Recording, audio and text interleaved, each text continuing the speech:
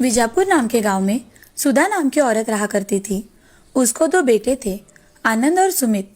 सुधा बहुत ही लालची किस्म की औरत थी। घर में हमेशा उसी की चला करती थी। अगर घर में कोई उसकी बात टालता तो सुधा काली का रूप धारण कर लेती थी। कुछ दिनों बाद आनंद ने सिया नाम की लड़की से शादी कर ली। वो गरीब घर की होने के कारण अपने साथ कोई भी दहेज नहीं लेकर आई थी, इसीलिए सुधा ने उसे बिन तनख्वाह के नौकरानी बना लिया था। सुधा सिया से घर के सारे काम करवाती थी, उसे ठीक से खाना भी नहीं खाने देती थी। एक दिन सिया खाना खा रही थी, तभी सुधा वहां आकर, बहू, चुपके से खाना खा रही हो? नहीं माँ जी, जो भी बनाया है उसमें से ही मैं खाना खा रही हूँ। अरे, तुम मायके से लाई क्या हो कि यहाँ हम तुम्हें दावत दें? हाँ माँ जी, आप ऐसे क्यों बोल रही हैं? मैं भी तो इस घर की बहू हूँ। हाँ, बहू कम नौकरानी हो तुम, समझी? ऐसा कहकर सुधा वहां से चली जाती है। तभी सुधा को सुमित दिखाई देता है। सुधा सुमित से, बेटे सुमित, तुम तो ऐसी कलमुही को घर मत लाना। मैं तुम्हारी शादी एक अमीर लड़की से कर दूंगी, ठीक है ना? अरे माँ, तुम्हें जो ठीक लगे वो करो, मुझे मत बताओ, मैं ऑफिस जा रहा हूँ। ठीक है बेटा। ऐसा कहकर सुमित वहां से चला जाता है। यह सब बातें सिया सुन लेती है। उसे बहुत ही बुरा लगता है। फिर भी सिया चुपचाप से काम किया करती थी। सुधा के कहे अनुसार सुमित की शादी धनवान सेठ की लड़की प्रिया से कर दी गई। दोनों की शादी बड़े धूमधाम से हुई। उस शादी में कपड़े, गहने, घर की वस्तुएं तथा सोने भी दहेज में मिला था। प्रिया घर में आकर एक कुर्सी पर बैठ जाती है और अपनी सासू माँ से, हमारे घर में नौकर नहीं है क्या? मुझे तो कोई नौकर दिखाई नहीं दे रहा। बहू, इस घर में हम दोनों ही काम करती है, नौकर मैंने ही नहीं रखा। मुझे मेरे काम करने के लिए 2 नौकर चाहिए सासू माँ। तुम्हें नौकर क्यों चाहिए बहू? तुम्हें जो चाहिए वो हमसे मांग लेना, हम तुम्हें ला कर देंगे। फालतू नौकरों पे पैसे क्यों खर्च करना? मुझे सुबह उठते ही बेटी लगती है। सब कुछ मुझे मेरे कमरे में चाहिए, और मुझे कुछ भी चाहिए तो मैं मंगवा लूंगी, नहीं तो आवाज दे दूंगी। मैंने कौन सी भी चीज मांगी और वो 10 मिनट के पहले मेरे पास नहीं आई तो मुझे बहुत गुस्सा आ जाता है। तुम्हें जो भी चाहिए वो मांग लिया करो बहू, हम दोनों तुम्हें सब कुछ ला कर देंगे।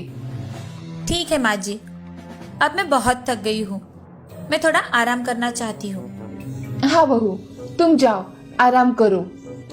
ऐसा कहकर प्रिया अपने कमरे में चली जाती है और ये सब सुन सुधा का मुंह खुला का खुला रह जाता है।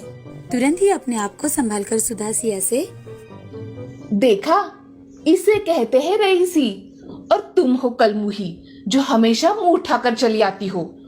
प्रिया ने जो भी बताया है सब याद रखना, और उसने जो भी मांगा वो देना। अगर उसमें कोई गड़बड़ हुई तो देख लेना।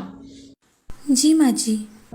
ऐसा कहकर सिया वहाँ से चली जाती है और अपने काम करके सोने चली जाती है। अगले दिन सुबह होते ही प्रिया आवाज देती है, अरे सासू माँ, कॉफी लाओ जल्दी। प्रिया की आवाज सुनकर सिया जल्दी से कॉफी बनाकर उसके कमरे में लेकर जाती है। प्रिया की सेवा करने में ही सिया का पूरा दिन निकल गया और घर का काम जैसे के तैसे ही रह गया।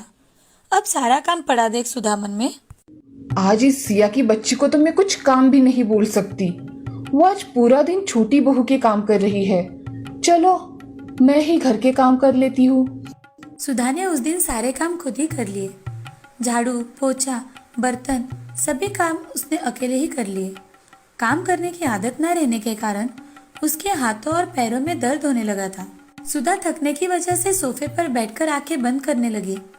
तभी छोटी बहू प्रिया अपने हाथों में पैसों से भरा हुआ बैग लेकर आती है और वहां आकर सुधा से, माँ जी, मैं क्लब में किटी पार्टी के लिए जा रही हूँ और मुझे लौटने में थोड़ी देर हो जाएगी, बाय। ऐसा कहकर प्रिया क्लब में चली गई। यह सिलसिला हर रोज का होने लगा। सिया दिन भर प्रिया की सेवा करते करते थक जाती थी और सुधा वो घर के काम करते करते थक जाया करती थी, और प्रिया वो अपनी सहेलियों के साथ हर रोज किटी पार्टी करने चली जाया करती थी। घर के काम करके अब सुधा बहुत थक गई थी, और तो और उसमें प्रिया हर रोज पैसे किटी पार्टी में खर्च किया करती थी। ये देख सुधा अपने बेटे सुमित से, सुमित, जरा इधर तो आना। हाँ माँ, तुमने मुझे बुलाया? हाँ बेटे, आओ यहाँ बैठो। क्या बात है माँ? अरे बेटा, प्रिया हर रोज किटी पार्टी में जाकर पैसे खर्च करती है। मैं और सिया काम करके थक जाते हैं। तुम ही प्रिया को कुछ समझाओ ना।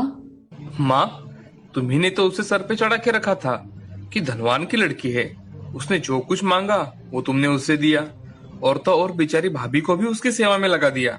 अगर मैंने उसे अभी कुछ कहा तो वो बोलेगी मैंने ढेर सारा दहेज देकर तुम्हें खरीदा है। मैं उसे कुछ नहीं कह सकता माँ, आप औरतें आपस में संभाल लो। ऐसा कहकर सुमित वहां से चला जाता है। यह सुन सुधा चुप हो जाती है। कुछ दिनों के बाद सुधा का फोन कंटिन्यू बजने लगा। तभी सुधा ने फोन उठाकर हेलो। क्या आप घर में काम करती है? सुधा ने गुस्से से अपना फोन कट किया। तभी उसका फोन फिर से बजा। सुधा ने फोन उठाया। हेलो।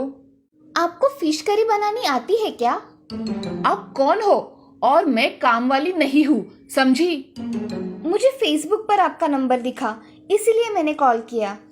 तुम्हें किसने दिया मेरा नंबर? हाँ, प्रिया मैडम ने हमें ये नंबर दिया है।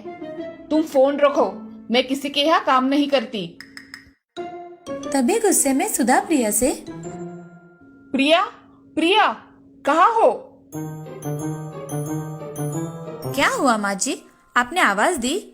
बहू, मेरे मोबाइल पर सुबह से अननोन नंबर से फोन आ रहे हैं। और काम करती हो क्या? फिश बनाती हो क्या? ऐसे कुछ वो औरतें बोल रही थी। मैंने उनसे पूछा तो तुमने ही मेरा नंबर दिया उन औरतों को, ऐसा वो बोल रही थी। अरे हाँ माँ जी, मैंने ही आपकी पोस्ट फेसबुक पर डाली थी। किसी को इतनी काम करने वाली अच्छी सास चाहिए तो कॉल करे, और लोगों ने आपके नंबर पर कॉल करके पूछा होगा, है ना माँ जी? वैसे भी मुझे क्लब के लिए थोड़े पैसे कम पड़ रहे थे, इसीलिए मैंने आपकी पोस्ट दे दी।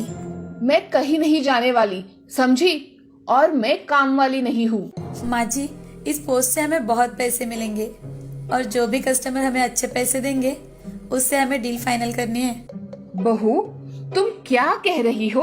तुम्हें समझ में आ रहा है? अपनी सास को बेचोगी क्या?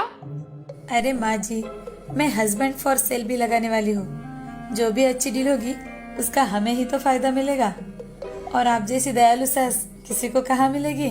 मैं कहीं नहीं जा रही, और तुम तुम्हारा देखो और मैं मेरा देखती हूँ, समझी? ऐसा कहकर सुधा रसोई घर में चली जाती है। उसे उसकी गलती का एहसास हो गया था। किचन में सिया वहाँ खाना पका रही थी। ये देख सुधा सिया से सिया बहू, मुझसे बहुत बड़ी गलती हो गई। मैंने तुम्हें पहचाना नहीं। हमेशा तुम्हें मैं तुम्हारी गरीबी की वजह से ताने मारते रही, और प्रिया बहू धनवान है इसीलिए उसे हमेशा सर पे चढ़ा के रखा। वो कहती है कि वो अपने पति को और मुझे भी बेचेगी। मैंने तुम्हें जो सताया उसके लिए मुझे माफ कर दो बेटी। माँ जी, आप मुझसे माफी मत मांगिए, आप मुझसे बड़ी हैं। मैंने आपको कब का माफ कर दिया है माँ जी। बहू, तुम्हारा मन कितना अच्छा है, तुमने मुझे सच में माफ कर दिया। हाँ माँ जी। तभी प्रिया वहाँ आ जाती है, और प्रिया अपनी सास से माँ जी, आप में बदलाव है इसलिए तो हम सबने मिलकर ये नाटक किया। आप हमेशा दीदी गरीब घर की लड़की है ऐसा कहकर उनका अपमान करती रही है। ये सुन दीदी बहुत दुखी हुआ करती थी। आपको इसका एहसास हो इसीलिए हमने ऐसा किया। वास्तव में मैं हर रोज़ किटी पार्टी के लिए नहीं जाती थी, मैं काम करने हर रोज़ ऑफिस जाया करती थी। आज से मैं अपनी बहुओं को अपनी पलकों पर बिठा कर रखूंगी। यहाँ आओ बहू। ऐसा कहकर दोनों बहुएं सुधा के गले लग जाती है। अब पूरा परिवार खुशी खुशी जीवन व्यतीत करने लगा।